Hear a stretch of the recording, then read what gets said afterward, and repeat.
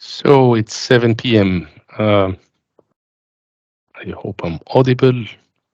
Should be. So welcome to another webinar from ISACA to another ISACA Square Table. Square Tables are organized by ISACA Netherlands chapter, and they are sponsored also by Noria, the Dutch IT Auditors Institute. Today's ISACA Square Table is with title Hacking Hospitals. I'm going to be your host for tonight and moderator. My name is Ramzi Masri. I'm part of the Square Tables committee. Also, some of our prominent Square Table committee members are on the chat and going to help in the organization. I would like to start by quickly discussing the housekeeping. So once you join, please stop sharing your video and mute your microphone for a better webinar experience. One important thing to mention is on Microsoft Teams, make sure your first and last name that appear are the correct ones that you registered with for the CPEs. Our presentation today will be recorded. We discussed that with the presenter, and also the slides might be released by email after consultation. For this session, we would love to have it as a little bit of an interactive session. So if you have any questions, please either use the raise hand feature, which is practically shown here, how to raise your hand. And me as a moderator will help you unmute and ask your question. Or if you would like to wait, you can also ask a question in the chat box. And either I would wait for a good moment in time to discuss the question, or at the very, very far end. One more thing before I hand it over to our great speaker today. We do have some quick announcements. There is some developments from ISACA Global that it's important for us as members of ISACA to be aware of. The launch of the Digital Trust Ecosystem Framework. So ISACA is basically introducing a new slogan and logo, which is in pursuit of digital trust. I encourage you all to go isaca.org/digital-trust and check out the white paper. There is also a very nice webinar that gives a glimpse of that framework and what is the target of it. It is available on the, let's say, resources part, and you can get one CPE up for that. The second thing is ISACA just released a very, very nice ISACA delves into risk tolerance. It's a 24-page white paper that allows you to educate top management and let's say unify taxonomy and the terms across the board when discussing risk management. And it also quickly delves into the term risk tolerance, risk capacity, and risk appetite. And next to that, of course, there is the risk scenarios toolkit, but that's not free for everyone. So feel free to also reach out to this white paper. It's by the name ISACA Delves into Risk Tolerance. On our side, in the ISACA Netherlands chapter, we have a couple of announcements. We have 2 trainings upcoming, one for Certified in Governance of Enterprise IT, and one in the Certificate of Cloud Auditing Knowledge. And the Seagate one is under Activiteit Training and Seagate. So you can reach it here from the training section. And the CCAC is also here. I will be pasting these URLs in the chat, so all of them actually, so you can reach all of these announcements and get into this. It's worth mentioning Certificate of Cloud Auditing Knowledge is going to be something important because, of course, cloud is becoming more prominent, and after the COVID and pandemic, we are more and more adopting cloud, which means auditors are needed. The last but not least, one of our important announcements is the risk event. So please mark the date, 16th of November. The location is Spant in, I think, Bussum, if I'm not mistaken. And we would love to see you all there. It's going to be a great event with a lot of speakers. This page is also being updated as we speak, so you might have a little bit more information after the webinar tonight, but the plan is really great. We do have some speakers from the Netherlands and also some speakers from abroad. So it's really worth it. And we do have in almost each and every time slot an English speaking session. So if you don't speak fluently Dutch, you still can come and join and enjoy it, because we do have at least one session, if not more, in English in each and every time frame. With that, I don't want to take more from, let's say, my speaker's time than this. Just a quick recap. We have the Digital Trust Ecosystem Framework, we have the Risk Tolerance White Paper, we have 2 trainings upcoming, and the risk event. And most importantly, mark the date, 16th of November 2022, in Spant Bussum risk event. It's going to be great. And without further ado, I want to introduce my speaker today, Willem. Maybe I'll switch to you to introduce yourself. Go ahead. Yes. So the first question is always, is the mic working? Yes, I can hear you. Nice. Then I'll take over screen control. If I'm correct, you can all see my screen now? Yes, sir. Nice. Okay. So I am Willem, and I will be talking about hospital hacking in practice today. And in order to do that, I made a short little agenda. And first off, key parts is the hospital hacking. That's why it's made bold. Most of the presentation will be about that. Hacking the hospital and also real world examples. But before we do that, I'll focus a bit on who I am and the company I work for, how attacks actually look like in the wild and how these are set up, and just give you a little bit of context on what red teaming actually means and how we use that in hospital hacking. And if you have any questions, like my friend Ramsey just said, please, put them in chat and he will ask them somewhere in between or at the end during Q&A. That's all fine. So first off, who am I? Because some of you may have heard of me, some may not. Well, I am a hacker. I'm a senior security specialist at Secura. Formally, that's my job title. Practically, I am a hacker. I'm fairly renowned in hackers land, hacker space for, at some point as an intern, I had a graduation study where I proved I could hack solar panels, but I could hack them to the point where I could use them to down grids in Europe, but also in other countries. So that pretty much escalated my career, and I got a lot of stage experience on talking on this topic, and also a lot of strange experience, because guess what, if you can hack solar panels, there's a lot of other weird things you can hack too. So at some point in life, I ended up basically being selected as one of the people from corporate life to cooperate with the government to make cybersecurity strategy. So that was very fun, because there was basically, the guy from CISO from the Rabobank who has been doing this for years. There was a guy from Fox IT who was doing this for years. And then there was Willem, who was, recently graduated, which was a bit weird, but also very much fun. And after that, I went working as a hacker full time, and I hacked, mostly everything. And I mean that in the quite literal sense, because I focused on IoT, OT, all sorts of weird stuff. So I've hacked mostly everything, ranging from children's toys to critical infrastructure to things that I can't even talk to you about because that's not on your security level clearance. And I'm still doing that, but I'm now at Secura working in the public market group, and I'll talk a bit more about that in detail in a minute. But I'm also a team lead there, so I have actually a couple of juniors and meteors that I try to, learn the ropes, make sure they are doing the right things in the right way, and that they are becoming better hackers than me. That's the end goal.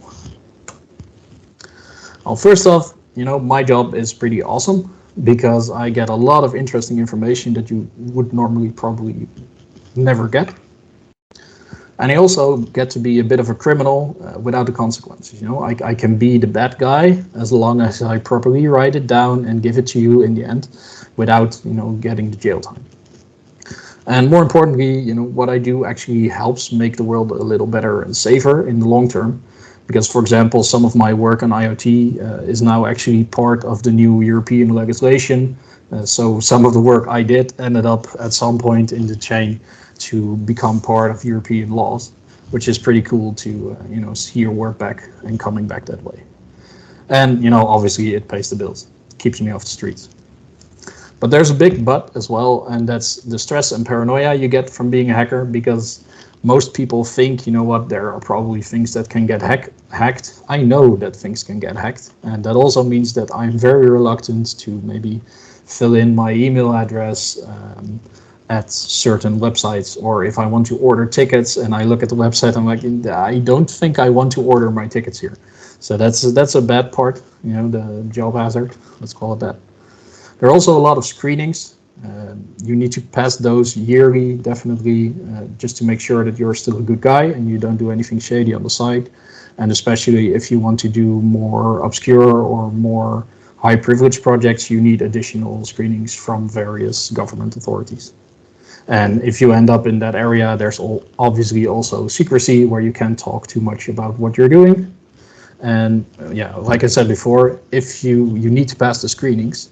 So if you make one mistake, and it has to be a significant mistake, obviously, but then you're out for life, because you will never get your screening passed, and then you will never get hired. So it's a bit of a double-edged blade, because if you go rogue once, you probably need to cash out for life. Otherwise, it just doesn't work anymore, because you lose your entire job or way of making money. Now, just to give you a bit of an idea of what the world looks like in my head, at some point in life, I made a list of things that should really never happen, hacking-wise. If I can hack something that would get me more money than I would ever need in my life, or if I could manipulate traffic, or trains, maybe get them to derail, or maybe make cars collide. Maybe I can prevent getting caught while I'm doing something evil, for example, by moving cameras away, or hacking those cameras. Or maybe I can even hack some government's law enforcement thing to wipe out my data from their systems. And obviously the power outage, but also infrastructure-wise, poison water supplies. If you're looking more towards the James Bond side of things, turn a phone or a watch into a remote listening device. All that sort of things, and finally, killing people using technology. This is basically the list of things that should never happen. And just to give you a clear understanding of where we're at, these are the ones that I've checked. And yeah, this is not really fine, but this is the actual state of things today. And obviously, manipulate traffic trains, that's a bit of an iffy one, because we did a design review somewhere, and I end up saying, this could be very dangerous, this specific point, and they were going to let us pen test it, but then 2 months later, someone actually released proof of concept where they exploited that bug. So I was right, it was very dangerous, but I didn't do it myself, so it doesn't really count. So hence the checkmark /X. So probably I will need to make a longer list somewhere in the future. Or walk my way into management, because I'm done hacking, I guess. But the good part is that in the end, I'm one of the good guys. I am wearing the so-called white hat, so that means that I hack you, but I also tell you what's wrong, and I try to help you how to fix it. And that's why I'm here today talking about hospital hacking. Now, what we do at Secura, we try to make the world a bit more secure. And we do that by offering a lot of services that map towards that ID. And in the main aspects, we have 4 categories. That's training and awareness, where we basically we do human awareness, but we also give hardening trainings or hacker mindset trainings. Everything that gives your people knowledge to be able to defend themselves. We also do the organizational frameworks, the ISO 27K, the NEN 7510s, those sort of things. And we also deliver out the assurance for those, but also, for example, for common criteria, we're an accredited lab, and we have a bunch of more of certificates and assurances that we can give out if you order that kind of test. And obviously then we have security testing, which is basically pen testing, red teaming, all the offensive side of security. And that's where I come in. However, I do some trainings now and then, or awareness, but mostly security testing. Just to give you a bit more understanding, we have been split into market groups, and I am in the public group. And the main reason for that was that we figured out that a lot of customers in a specific market group have similar questions. So one hospital is very different than another hospital, but they are facing similar issues and similar, similar challenges. And if you test one hospital, you might know a little bit, but if you test 4, 5, 6, maybe even 10, then you know a lot more about how others have fixed this issue, or maybe what to look for when you're there. So we ended up splicing the company in market groups, And obviously there are also knowledge groups because, more people than just the industrial sector have OT. Public has a lot of OT, tech maybe has some OT. So you have the knowledge groups for IT systems, IoT systems, and OT systems, but we also have market groups focused on specific sectors. And I'm part of the public group, which focuses on healthcare, education, and government. Like I said before, what I do at Secura, I'm in the testing group, and I basically hack whatever I get pointed at. And I just said the children toys, I wasn't kidding. I have hacked a Furby before. I've also hacked children's smartwatches, whatever. But I also hack, for example, the critical infrastructure sectors, but also parts of the Corona infrastructure and a lot of hospitals, for example, and a bunch of government facilities. So it's all over the place, and it's a lot of fun. Now, to go more in depth on the content of today, the actual attackers, what are they like? So in the wild, the malicious attackers are very much specialists. There are targets, so people that have systems online or companies that exist. And then there's the initial access brokers. And these guys do nothing else than getting initial access. So phishing their way in, voice phishing their way in, maybe even physically social engineering their way in, just finding some foothold somewhere and then selling that online. And sometimes they just say, there's a foothold on this IP address, best of luck. You can buy it for $10. And sometimes they say, hey, we figured out that this is a foothold in a critical government system, so this one will be $500. And you can just buy that level of access on the dark web.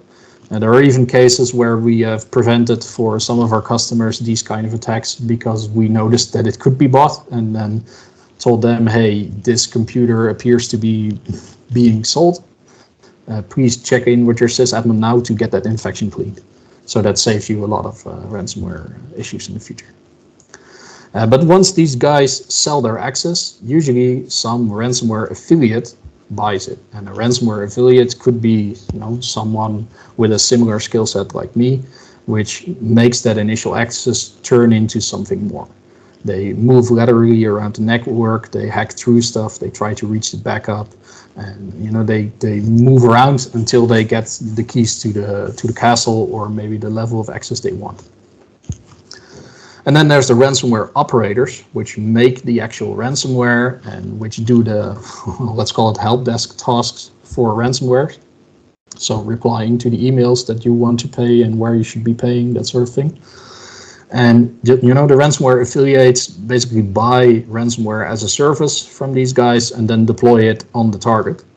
And in the end, the initial access broker get paid for delivering the initial access. The ransomware developers basically get a piece of the cut because they handle the ransomware, and let's call it the hacker, the ransomware affiliate, just gets part of the ransomware fee as well. So these are very specialized people, specialized operators that do this type of attacks. And that also makes them reasonably good at what they do. And this is not always the case, but usually the true specialists are pretty good at what they're doing. Now, if we look at the cyber attack in general, basically there are three big steps, which is one, get in. That's the initial access broker's job, basically. And then there's the hack through part, where you, with the initial access, you try to move your way around and get to those crown jewels and escalate your privileges. That's what the ransomware operator does. And then you have the take it out, which is partially the job of the ransomware operator, but also partially of basically the developer when they deploy ransomware. So this is where, we have all the rights in the take it out phase. And now we're just looking to take all the valuables. We're in the house, we have the keys. What else can we get? Where's the secret stash and money, right? That's basically the idea. And in general, all the offensive services are a match to this life cycle. So if we want to test the get in phase, you could do phishing, you could do mystery visits, you could do external attacks or maybe phishing attacks or whatever. But once you want to go to the hack through phase, maybe it makes more sense to do an internal penetration test, or maybe it does more sense to do threat modeling, that sort of thing. And take it out is typically something that is left out of most internal pen tests, but is really important because this is where you can show, business impact and have more than, we escalate the privileges. No, what you actually have is a very worst case scenario, which has cyber physical impact, or maybe you can encrypt everything. And this is typically only done in the very, high level, entire organization level pen tests, like the red team engagements, like ransomware, resilience services, that sort of thing. Today, I will focus mainly on the red team side of things. And just to give you a bit of context for red team, the too long didn't read version, what we need from the customer is an indemnification. Obviously we want that get out of jail free card because we are doing very bad things. So we need that. That's simple fact of life. Otherwise we won't do anything because I don't want to end up in jail. And also we want a list of crown jewels because that's what we are aiming to get in the end. But from that point on, we are on our own. We need to figure out everything ourselves, how we want to target this organization, when we want to execute the attack, what the best method of attacking is. That's all up to us. We need to figure it out somehow. And usually at the customer side, there's only 2 or 3 people who know about this, and those are called the white team. And the white team are the people that are in the know, and those are also the people that we report our actions to and that can get in touch with us. Now there's also the blue team, and the blue team is the defending team. And this originates actually from the Cold War era, where the Soviets were the red team and the US were the blue team. But nowadays we use this in cybersecurity as the red team being the attackers and the blue team being the defenders. And the blue team shouldn't be in the know. They shouldn't know that we are testing because we want to know if they detect us, if they aren't made aware of it. And we want to know how they respond if they actually detect us. What's their response? Are the processes working? What's their natural way of handling these type of issues? And this also means for us the so-called word OPSEC, or operational security. And that means that basically none of the things we do can ever lead back to Secura directly.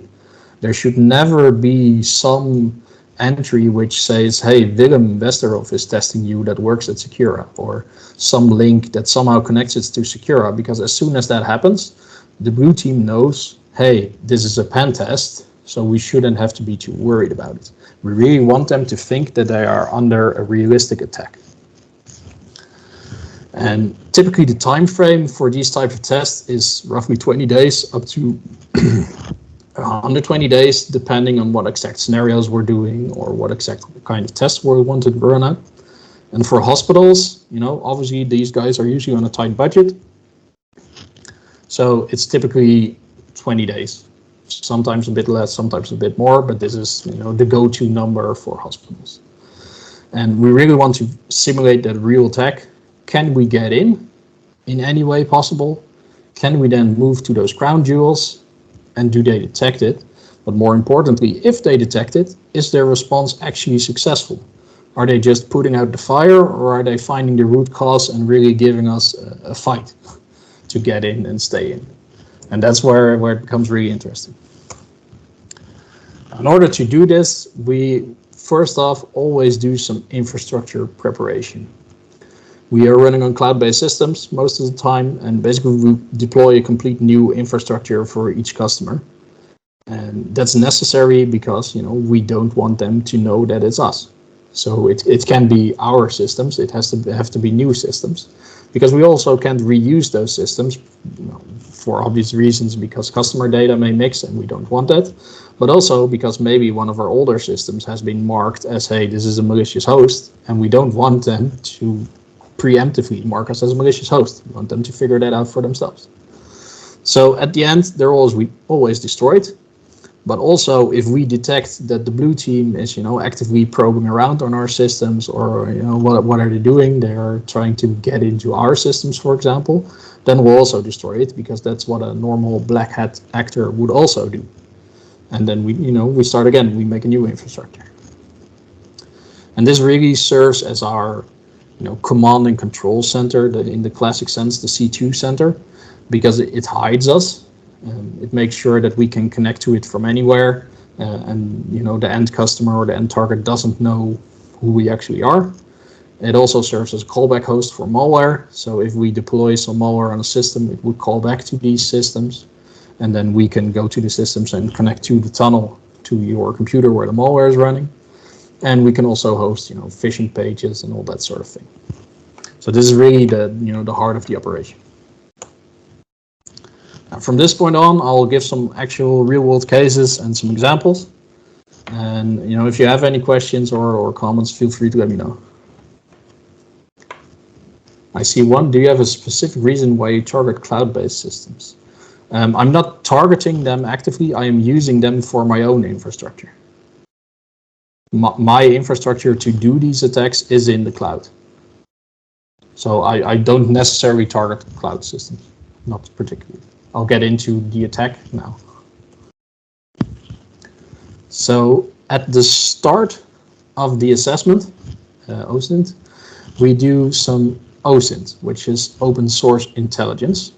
And basically that means everything we can find online.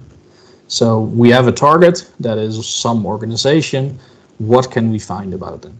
Maybe we have some old password dumps.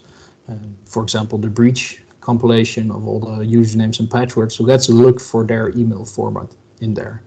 And if we find it, which passwords are used. Are any of those commonly used passwords? Or maybe there's a specific format which looks like a default password. And then we can use that against them. Or maybe the passwords are still valid. We can always try to spray and sign into Office 365 or whatever. But we also look online, just to find the email address format, and then maybe scrape LinkedIn profiles to see, if it's first name dot last name at whatever.com. Then we can scrape LinkedIn and make sure that we have a whole bunch of valid email addresses that we can use for phishing. And we also try, for example, to collect the PDF files or Word documents just to figure out the metadata and collect it from those systems, because sometimes there are valid usernames in those, like Active Directory usernames, for example. And also you can typically fingerprint which technology was used from those documents. So maybe we can find that one or two specific users are still using an Office 2010 version, like a really old version of Office. And then we can make a specific payload for that version of technology. And also if we find any login portals, then obviously we will try to clone them for phishing attacks, because then if people fill in their credentials in our platform, we want to make it look as close to their platform as possible. And obviously, any other useful info, and you can really take this very broad. That could be a YouTube video of the environment where you can see, hey, there are cameras and there's these kind of physical defenses, but it could also be things, for example, like an autograph. So just to make this really concrete for you guys, the left thing, which is mostly blacked out, sadly, but this is an access badge. It is really common for people to say, it's my first day on the job. Yes, look at my amazing access badge. And that is ideal for us as hackers, because then we have a good quality picture of the access badge and we can make something that looks physically the same. But then we can put our own picture and our own name on it. So it appears that we belong here because we have the correct access badge, and you shouldn't have that. But it's, it's on the internet, so you can just look at the picture. Now, in some cases, we also find, for example, a lot of email addresses and cracked passwords in breach compilations that have been breached or phished in the past, and those are can be a big issue for some people. The login portals and that list of software, for example, you have the Adobe, and then you have different versions. You see Macintosh. Okay, so maybe there are some users using a Mac, so you can do a Windows only payload, or maybe not on those users. But you also see the Word 2010, and that's an older version of Word with several known exploits, so you can use those. And it's also pretty common to find like year reports with a written autograph in it from some CEO level or CFO person, a manager, big hotshot guy that has signed the report, and then it's placed online. But then you can just simply, copy paste the signature into any document you'd like. and do all sorts of fraudulent activity. Now, once you have that OSINT covered, usually you have a pretty good idea of what's out there. You know, what is their internet attack surface? What are they working on? What news is on their websites? That sort of thing. And for hospitals, honestly, the internet-facing attack surface is usually pretty hardened. I wouldn't say it's perfect, but you know, internet-facing attack surface is under fire 24/7. Everyone knows that. And you know, also hospitals have been taking a lot of action to get rid of that being a weak spot, because it's under attack 24/7. So they have to. So typically in the red teams, we spend relatively little time attacking this external attack surface, because it usually doesn't give us very much. But the human factor in healthcare, or in hospitals, but in healthcare in general, is a really big weak point. And that's not because they are silly people or whatever. That's because their default mindset is to help people. You know, they went into healthcare to help others, and that is what they are supposed to do. So it makes perfect sense that they want to help you. But that also means that I, as a social engineer or Fisher, are very confident, or can be very confident, that I will be able to find someone who will let me in, or that I will be able to call someone and get them to give me their password. And you know, obviously, if you're gonna call someone in a hospital and you say, "Hey, I need your password," they're gonna say no. You know, when they are trained to not respond to those kind of things. But if you are talking to them and you say, "Hey, this is Pete from the help desk, and I am terribly sorry, but there is a desynchronization issue with the Active Directory. Could you please for today set your password to welcome01, and then tomorrow you can change it to something else. That's all fine. Don't let me know what that is, because it's really important. But I need you to do this, otherwise the syncing issue won't solve. I can't solve it any other way." And then usually they will be willing to comply, because they think, you know what, I help the help desk out. They always help me out. That's very nice of them. I will set my password to the value that I just told them, which was welcome01 in this case, but yeah. And they won't, you know, go to IT thinking that this is a malicious call, because they just, you know, they help someone out. This is what they do normally. And in the end, the net result is the same, because I now know their password, so I can get in. And yes, it's for a day, but in the day, that's plenty of time for me to figure out a backdoor, or at least try some more stuff with that account. But also for physical social engineering, you know, it's pretty common that you can just walk in, pretend to belong there, and it should be fine most of the time. And 2FA confusion from the external, if you sign in with credentials, usually you walk into the second factor, like the mobile device, you need to approve this login. And if you just do credential stuffing, like a password spraying attack or credential stuffing attack, however you want to call it. So you try a lot of users and one password on all those users, but then you walk into the 2FA prompt. If the password is correct, you still need to bypass the 2FA somehow. Usually, we've seen attackers actually do this in practice. If you just keep spamming that request, the 2FA will pop up and someone will click reject and reject and reject, and then their brain goes like, this clearly isn't working, I will press the other button, and they'll click accept, and then, you know, the annoying pop-up stops. So that's okay. And they're none the wiser, but at that point I have initial access. And this is also why, for example, the ISO certificates, the 27001 and the NEN 7510, these are really useful things. Don't get me wrong, they show that you have policy, that you are in control, that you know what you're doing. But what they mainly tell me is that you will get better year after year if you keep being compliant with the standard. You will get a bit better at securing yourself, at doing things securely every year. But what it doesn't mean is that we are not going to find anything. We will find a lot of things. And this is also one of the issues is, you know, the harness is there for a good example, because as a blue team, you need to secure every inch of your environment. Everything. You need to properly harden all of it. You need to make sure it's not reachable from all over the place, but you also need to make sure it still stays functional, because otherwise you have a big problem with your other stakeholders.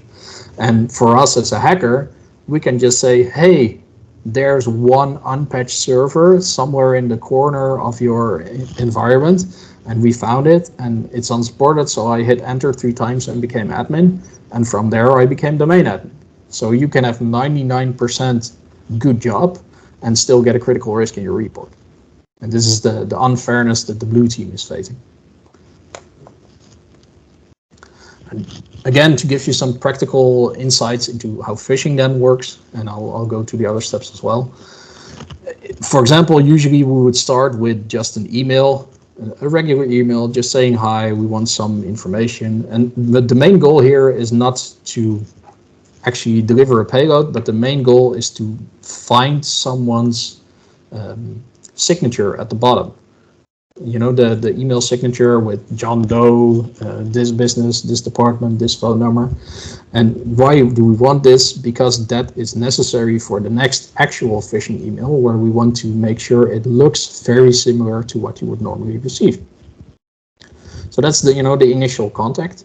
And then after that, maybe we will make a Word document which has a malicious payload in it.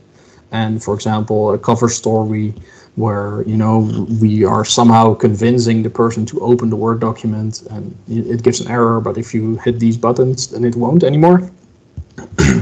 But in reality, if you click those buttons, the malware will deploy. So the key here is to trick people into doing this. And we've actually had quite a few cases where, for example, the virus scanner of the email said, hey, this is not good report, or the attachment has been removed for your safety. And then the person in question replying to us, hey, I'm getting issues with the virus scanner. Is there any way you could send it in a different format, for example? And then we'd say, yes, that's no problem. Here's a vTransfer link, so you can download it directly. And then even in those cases, sometimes, for example, Windows Defender picks it up, or some antivirus. And even in those cases, sometimes you get, hey, I'm still getting an error. Can you fix it, or what's going wrong? So we send a new one that actually bypasses it, or a different format, so it works, but then because they feel they're interacting with a human, they are not responding to all the other alerts they're getting. They're just trying to help out. And the same, for example, with the login portals. If you have just a generic Citrix login page, or a VPN login, or Office 365, whatever, typically for each 100 emails you send, roughly 10 sets of valid credentials are obtained. That's our general statistics on this. And that's actually pretty solid. Like 10% of your people are responding. That's not a bad percentage. But the problem is that usually the action is detected by the blue team, because of those 100 people, there's definitely going to be one who comes back to you and says, hey, this looks a bit iffy. And then maybe they block the website, or maybe they reset the users that they can see have connected to this website, but they don't block it. So, the next guy connecting to it that they don't see still ends up being valid credentials for us. Or even if they block it in their router, for example, then someone using their phone remotely over 4G can still get to this login portal and fill in their credentials there. So the response taken here, they detect it most of the time, and usually there is some level of response, but it's usually not enough. In the end, there's typically always one or multiple working sets that are still available to us, and then we can use those to get in. For physical social engineering, this is where we physically walk into the building. The key here is pretext. So you're basically an actor, and you are playing your part. So we are some, network engineers, and we are from a company working on business metrics as well as network monitoring, and we are here to fix your Wi-Fi issues, because we had a couple of complaints about Wi-Fi, and your tech team doesn't have the capability to fix it, so we're here as consultants. And you can do this either based on what you find in OSINT. Maybe they are doing a big renewal of the building, so then you can make a scenario where you are inspecting the fire safety for the new building. But you can also do it on common stuff. For example, the Wi-Fi I just mentioned. Wi-Fi is always bad everywhere. There's always someone complaining about the Wi-Fi. So, typically this is not an edge case scenario. And because we are IT guys, it's very easy for us to bluff our way through the IT bullshit bingo, because usually what you need to bypass is a receptionist and not the sysadmin. So where a sysadmin maybe think like, this seems off, the receptionist gets like, oh, okay, yeah, that sounds important, and they let you in. And it's even easier, if you have the access badges or if you have the signature found during OSINT, then maybe you can write an actual purchase order for, we will be conducting this type of investigation and it is signed by someone. So you have proof that you should be here. And in all honesty, usually we make these things, we make the badges, we make the paper, but we don't actually use them in practice. Ramzi. Small question here. Have you ever been in one of these exercises? Because that's a very repetitive thing, that the receptionist lets in someone who pretends to be, let's say, authoritative figure, or maybe a technical support engineer from one of the telecos coming to fix the stuff. Have you ever, like in a real life scenario, so that the receptionist got proper training and stopped you? In hospitals, I don't think it has happened yet. Okay. But there other were sectors, definitely cases. There were definitely cases where employees confronted us, like, "Hey, what are you doing? Why are you doing this?" But then, if your bluff is good enough, they will usually think, "Okay, seems legit," and they'll go their way again. Okay. Thank you. I just wanted to know if, like, it happened that someone called you and said, like, stop. In other sectors, we have had cases where the reception guy or girl just said, "You are not aangemeld." I'm not sure what the English word is.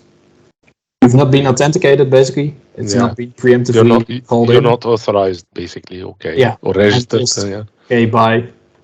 It's never gonna happen. Go float yourself, basically. But in hospitals, 99 or let's say 100%, you were allowed in. Yeah. Okay. Yep, thank you.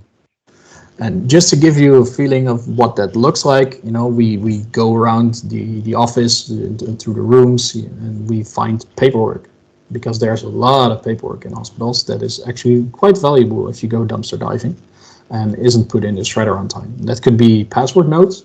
Those are pretty common, but it could also just be, direct patient files or patient information. I've also seen the OR rooms from the inside more than I'm willing to admit, and not because I was a patient, but just because, we asked, "Hey, can we do Wi-Fi measurements in there as well? I know I need to suit up, so can you please show us where the suits are?" And, they will let you do that because they want functional IT.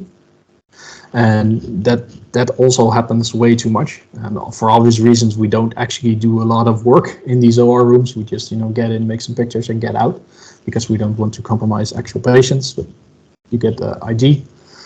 I think in most cases, we were also able to steal either a computer on wheels or laptops from people, or computers even at the desk. Just crawl under the desk, take out the computer, and walk out the front door with it. And then we can use it, on our own tempo, from home or from the office, to break into the computer instead of having it to do it there. And this is actually a bit worrying, because you actually roll these things right next to the security guard, and they're not bothered at all by it. And also, access to medicines or apothecaries areas where you can, get all the medicines. And there are even cameras in there, server rooms as well. There are also cameras in there, but no one appears to be responding in practice if you actually end up in there. Even when you're not supposed to be there. You're definitely not supposed to be there. And the other one, which I told about, the two-factor confusion examples, we've actually had quite some forensic incidents, both in hospitals as well as in other sectors. We also do forensics, by the way, where this was the root cause. The initial access was caused by someone just, entering the right password and someone at some point clicking that accept button, refuse, refuse, refuse, refuse, refuse. It's clearly not working. I'll hit accept because it's 3 a.m. and I want to sleep. And, obviously this means that someone isn't too aware of what they should be doing in these cases. But it's also a very humane reaction if you're like half asleep and your phone keeps buzzing, that you're going to hit the button that will make it, shut up. And what we've actually seen in practice is that the person, initially denies that he has accepted this request because, they know that they will get in trouble if this is the case. But then when confronted with the evidence that we can just see in the logs, you accepted this prompt. Are you sure that you didn't accept it? Because that would mean that they somehow have access to your phone or to your secret. And that's a far bigger issue. And then they'll usually admit, I clicked the accept button. And this has been the root cause for initial access quite a lot of times in the forensic incidents we do. And then once we get in, because this is that get in phase, we go to the next part, the hack through. And, once you're in, this is what we call the coconut model, basically. There is usually minimal network filtering, so there is some level of segmentation, but it's usually not firewalled. There are devices in specific areas, but there's usually little to no firewalling. So I can, from the printer, reach the servers, or from the IoT, I can reach some of the user area, for example. And that, that's part one of why it could be bad, because there's just a lot of attack surface that I can reach. But there's also some unsupported or unpatched systems, like the Windows XP, the Windows 2003, that sort of systems. And that's because they're necessary. This is a very sad truth, but sometimes some of the OT, like the MRI systems that are 25 years old, for example, they can only work with these versions of Windows. So it's not that IT doesn't want to patch them, it's that they can't. But for me, that's free real estate, basically, because I can enter a Windows XP system in hitting enter 3 times. So yeah, this is a red flag to them, but it's a very green flag to me, basically. But they can't really fix it unless they firewall it, and that takes a lot of effort to do that properly. There's also generically a lack of hardening, because most of the time, if it's functionally working, then it's good. Like, there are bigger problems to solve in the hospital than potential security fixes. And this leads to a lot of technical attacks being possible, like the Kerber hosting attacks, like the AD certificate services attacks, respondering. You can all mitigate those with proper hardening, but 9 out of 10 times it's not there, and you can just, you can do this attack and thereby get your rights. There's also human errors, just making weak passwords in general, or writing your passwords on a post-it, or maybe even writing your password on a notepad, just password for this, password for that. And there's also typically, someone who has worked there for a very long time, who has switched roles and now has way too much privileges because they have been in a lot of different roles. And always there were new privileges added because it's a functional issue, but never were there any privileges removed. And this is the same for service accounts, for example. It's not uncommon to find a system that says the service account needs to be a domain admin. And if that happened, 10 years ago, then there's a pretty good chance that whoever set it up then made a pretty weak password, and that service account, which has domain admin privileges, is now running with a very weak password still. So basically, once you're in, it's just every mistaken book, and this is what we call the coconut model, where there's a pretty hard outer shell. You need to make quite an effort to get initial access, but once you're there, you're good, right? They're gonna be relatively blind to see you, and there's gonna be a lot of attack surface for you to walk your way through. So again, to give you some practical examples, we've seen 6-year-old Windows patches missing, and this is not unsupported systems. This is just not patching for 6 years. And this is Eternal Blue in these cases, but you also have Bluekeep, for example, and Log4j. But Eternal Blue is also one of the most attacked by ransomware vulnerabilities that's out there. So it's really worrying to me that even this is still, being seen in the wild. There's also the cases where, for example, I would try welcome 01 exclamation mark on all users, just, password space script. And I would get 200 valid accounts with this password, including a domain admin. And this is not an understatement, this is real world case. And yeah, then GG, it's done very quickly. But also the technical text, the respondering or the Kerberoasting, that will get us some hashes, and then we can use the patch the hash technique to get a domain admin. Or in some cases, it's even as easy as reading from the share password.txt, or maybe in the Active Directory, there's just a comment. For example, the service account has a comment, the password is horses are amazing 123. And then, if it's right there, everyone can read it and everyone gets the domain admin. And I would like to say that this is fiction, but it's not. This is practice. And we've also had cases where, the PC that we got, we would pull the hard drive out and then just, make our own local admin on it, put the hard drive back in, and then we have local admin rights on that system because it wasn't encrypted, the hard disk itself.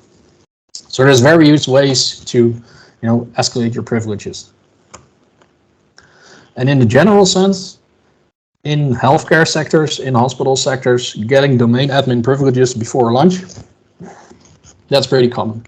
So that's after initial access, say 4 hours, and then usually we are at the highest privileges in the system. We just don't really know where we are yet and where the backups are and what the crown jewels are. But we do have the highest privileges. And the current known record that I know of, there might be faster by now, but is domain admin in 9 minutes. That's the current secure record. And that's from opening laptop until domain admin. And for obvious cases, 9 minutes is a bit worrying. That is not a good score to have. And in almost all cases where we've done these red teams in the past year, we got all the crown jewels or most of them. And even in internal pen tests, so we skipped the initial access part, we just go straight to internal pen test, we got the same level of access. So this is pretty worrying in that sense to me. But the thing is that typically the non-technical people, the board of directors, if not the CISO, but one of the technical guys go there and say, hey, we have a pen test report and they got domain admin. And typically the board of directors don't really care. It sounds like an IT problem. They got admin rights. I'll let IT fix it. Put it on the list. Fix the critical risk. Fix the high risks. Now go do your job. That's their usual response. But the thing is that it's not an IT problem, or not just an IT problem, and that's particularly why in the red teams we really want to focus on that business impact. Because there are operational processes affected if I get this level of access. For example, maybe I can leak the digital patient records or personal identifiable information.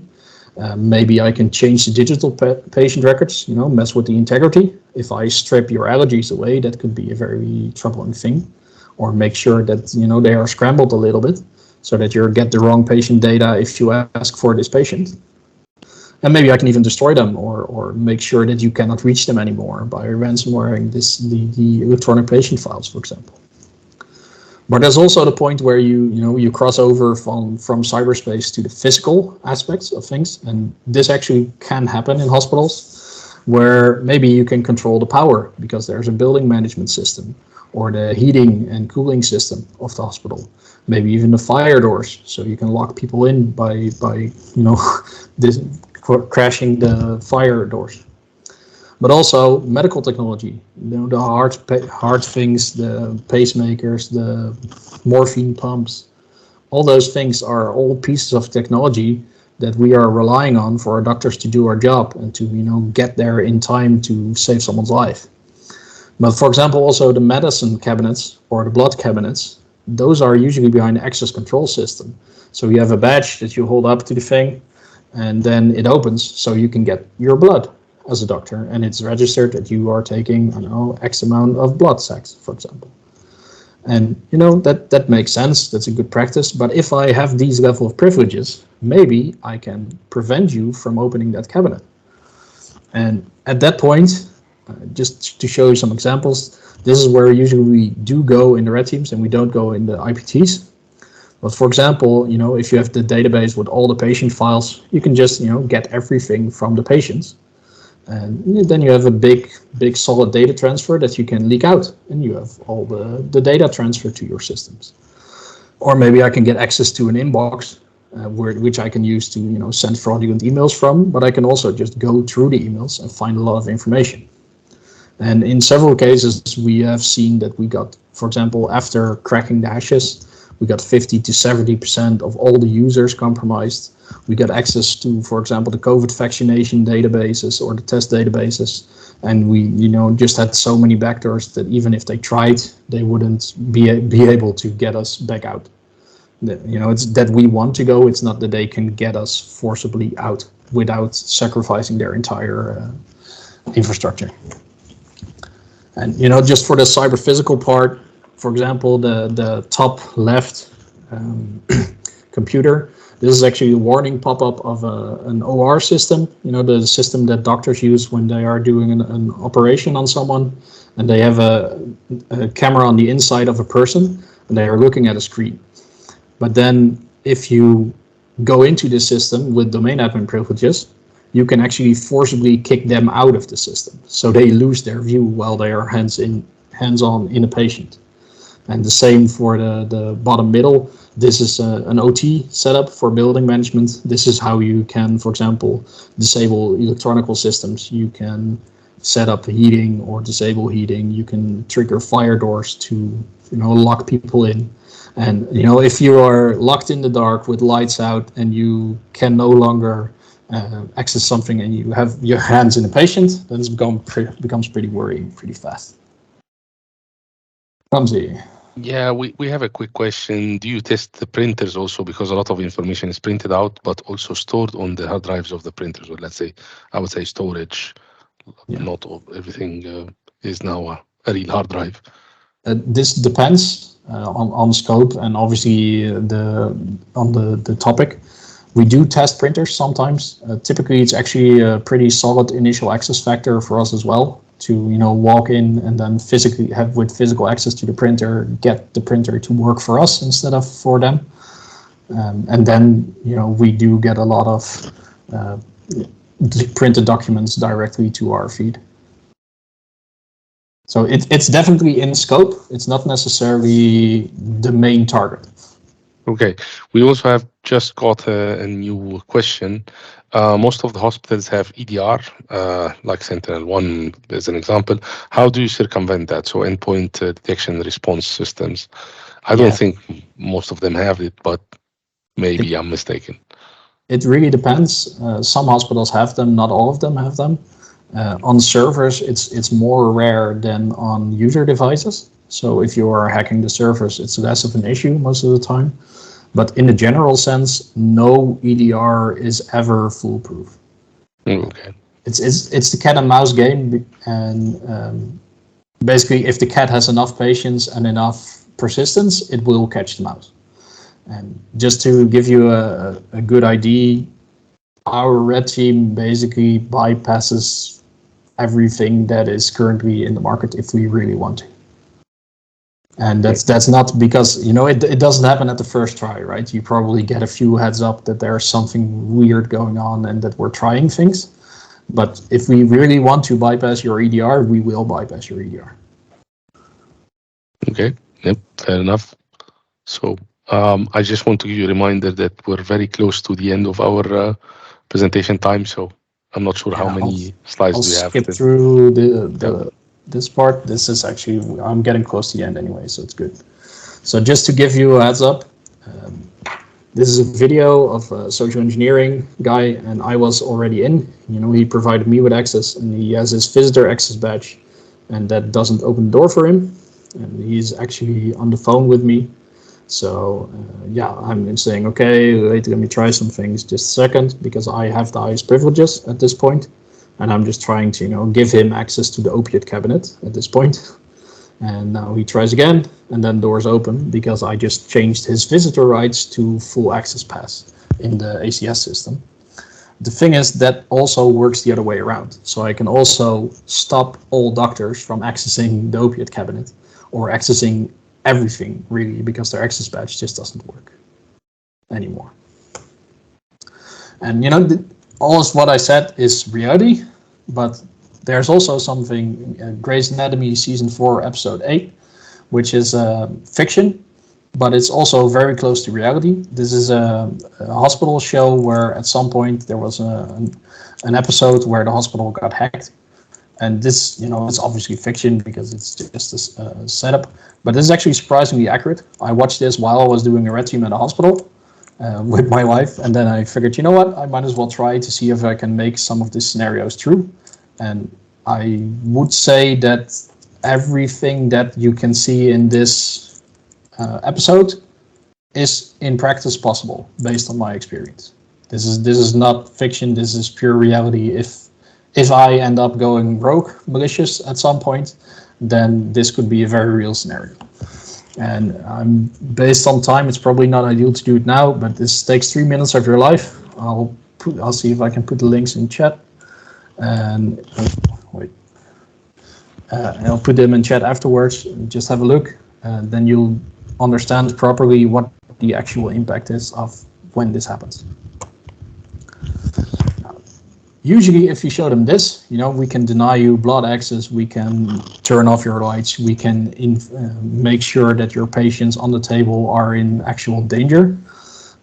Then business, management level, people are like, okay, this is not okay. I have no idea how even to start at this. This is bad. And this is, in that case, basically exactly what we want, because that means a lot will get done in the near future. And which is a lot better than the initial response of, it seems to be an IT problem. Now, a lot of this information is, pretty much a step-by-step guide on how to break into hospitals. And, I have had a bit of conflict of should we put this info out in public, so I added this slide, why we actually do this. And that's because, the bad guys already know about this. We can see the number of attacks increasing, and we can see the hazards going up as well. But in the past, there was some sort of code during the Corona period which said, we don't attack hospitals. We just don't do it. And that code is now gone. They are actively targeting and attacking hospitals. And we as Securo, we just don't have the manpower to protect everyone. We can't do it, not globally, but even in the Netherlands, that's a pretty big market for hospitals. We can't do everyone, we can't protect everyone at the same time. So the best we can do is share this information and make sure that, the people are able to protect themselves, and also that the awareness is raised across the board, and that maybe some guys from ZCert will pick this up and get it in the know, for example. And, in that way, make sure that these guys are capable of defending themselves. And in general, I am still happy that there are a lot of smart people on the good side, and that I think that's what's currently saving us, because there aren't too many real baddies that are also really smart, and there are quite a lot of real goodies that are really smart. So that's my hope for the future. That's why I hope this will be okay. So my real goal is to make it better than it was. And just for the final, call to action, some recent examples. The French hospital was hacked and ransomware, I think in September somewhere, and I think just recently, like 3 weeks ago, in the States, in the US, there were 140 something hospitals that stopped functioning because of a ransomware attack on their central infrastructure. And this also meant, for example, that people with brain bleeds, couldn't go to an MRI machine because it wasn't working anymore. So they had to resort to, year 50s medicine type of evaluation. And obviously this is going to have an effect on the patient for the rest of his life. And by now we've actually seen, the first baby die because of a ransomware, because the monitor that was supposed to monitor the results of the baby that was in distress didn't work. So in the end, the baby died, and there's still a lawsuit going on whether that's fully true or not, but there's definitely some indications that this has had an effect on it. And also in Germany, there we know, and there's a confirmed case that someone has died because they couldn't reach a functional hospital in time because the hospital was ransomware, and they had to go to another place, and along the way the patient died. So at this point, we're not talking about leaking patient data anymore. We're talking about patient lives being lost, And this is just ransomware. This isn't the type of attack that you will see in the fiction, where, for example, they also lock the fire doors, they disable the lights, that sort of thing. The thing that I was talking about for business impact and operational process affection. And that's the end of my presentation. I will quickly drop the links in chat. Yep. Thank you, Willem, for the great presentation. We need to just answer one more question.